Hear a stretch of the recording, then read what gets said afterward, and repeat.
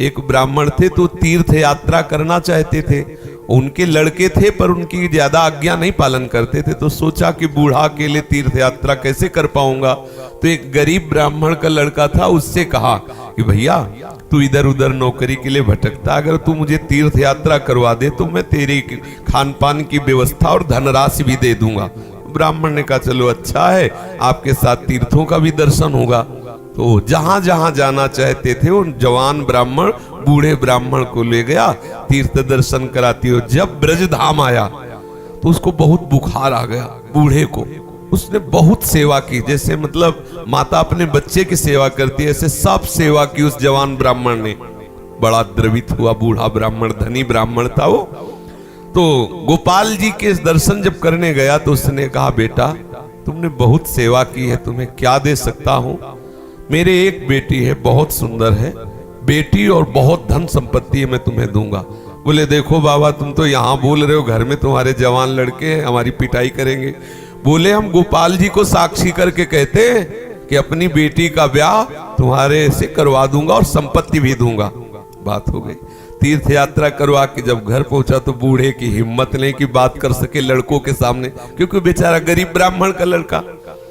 महीना भर सोचता रहा कि कभी न कभी तो सूचना दे, वो तो सूचना नहीं। तो घर गया उनके और बोला देखो बाबा आपने कहा था कि तुम्हारा, तो लड़कों ने धक्का लगाया और 2-4 थप्पड़ लगाए कि तेरी सामर्थ्य क्या है कि तू मेरी बहन से ब्याह करने की बात सोच सके। बोले नहीं बाबा ने कहा था।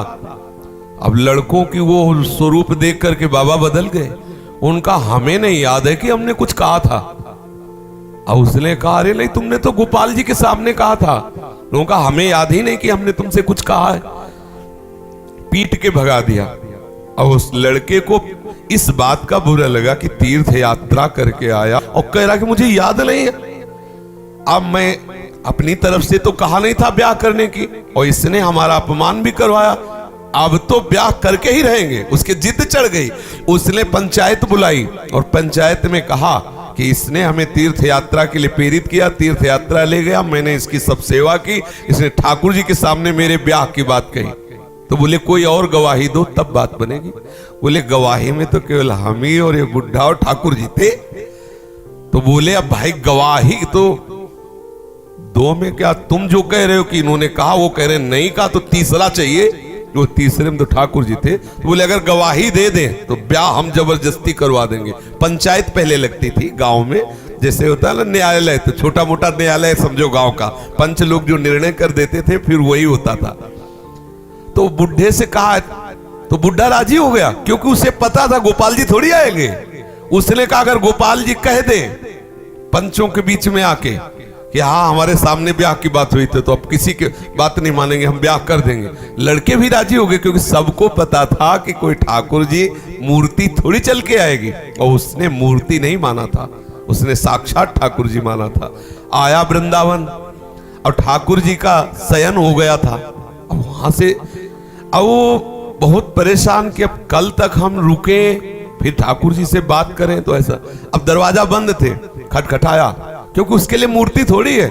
और कहा सुनो गोपाल जी, हम तुमसे ये पूछने आए कि वो जो वृद्ध ब्राह्मण था उसने कहा था कि नहीं तुम्हारे सामने ब्याह की बात। 2-4 बार आवाज लगाई तो वहां से तो कोई उत्तर नहीं आया। फिर बहुत जोर से बोला भड़बड़ा के, देखो हम तुम्हें चैन से सोने नहीं देंगे, हम पैदल चल के आए, भूखे हैं, और आप ब्याह की समस्या है और आपको इसका उत्तर दे। छोटी मोटी बात होती तो छोड़ देते, ब्याह की बात है। ठाकुर जी ने अंदर से कहा मूर्ति कहीं चलती है, वहां चल के, जब बोले मूर्ति बोलती तो चलेगी क्यों नहीं। ठाकुर जी फंस गए। ठाकुर जी ने अंदर से कहा कि कहीं मूर्ति वहां जाके थोड़ी उड़ीसा में वहां जाके साक्षी थोड़ी देगी, मूर्ति चलती थोड़ी है। बोले महाराज जब मूर्ति बोलती है तो चलेगी क्यों नहीं। अब ठाकुर जी विवश हो गए। ठाकुर जी बाहर निकल के आए और सब सेवक लोग सुला के गए थे। समझो कितना भाव में दम है। उसने देखा बहुत सुंदर गोपाल जी साक्षात ठुमुक ठुमुक कर करके आए, नौ किशोर। बोले देखो हम चलने के लिए तुम्हारे भाव के कारण राजी तो है, लेकिन भोग राग की व्यवस्था, क्योंकि हम वृंदावन के ठाकुर, हमें तो चक माल चाहिए, हमको चना चवेना में तो रुकने वाले हैं नहीं, रबड़ी गुलाब जामुन ये सब चक्कर चाहिए। तो बोले देखो कुछ रुपया तो है, अब शादी का चक्कर, इसलिए व्यवस्था तो तुम्हारी बनाएंगे ही हम। तो बोले कैसे चलोगे? बोले चलेंगे तो हम पैदल ही, आगे आगे तुम चलना, पीछे पीछे हम चलेंगे, थोड़ी थोड़ी देर में कुछ भोग लिए रहना, हमको भोग लगा देना। बोले अब हम चले और तुम आ रहे हो कि नहीं आ रहे हो ये मुझे कैसे पता चलेगा? बोले नूपुरों की ध्वनि तुम्हें सुनाई देगी, अगर पीछे मुड़ के देख लिया तो जहां से मुड़ोगे वही हम खड़े हो जाएंगे, आगे नहीं चलेंगे। बात तय हो गई, चल दिए ठाकुर जी। अब आप देखो क्या मूर्ति है। अब वो बीच बीच में भोग लगाता हुआ जब अपने गांव के नजदीक पहुंचा तो सोचा केवल नूपुरे बज रहे कि आ भी रहे हैं। मुड़ के देखा तो ठाकुर जी खड़े। बोले चलो, बोले अब नहीं, अब सबको लिवा के यहीं लाओ क्योंकि हमारा तुम्हारा वादा था। तो बोले कोई बात। गांव में दौड़ता हुआ गया, सबसे हल्ला मचा, वृंदावन के ठाकुर पधारे साक्षी देने के लिए। अब तो भीड़ इकट्ठा हो, साक्षात ठाकुर। अब सब पंच आ गए, तो अब पंचों के सामने बुढ़े को कुछ बोलने की हिम्मत नहीं रही। ठाकुर जी ने सबके सामने उस भक्त की वचन रक्षा के लिए बोले और कहा हमारे सामने का ब्याह हो। अब आप सोचो, अगर ये कोई बात सतयुग की नहीं है, ये बात सतयुग की नहीं है, ये कलयुग की ही बात है।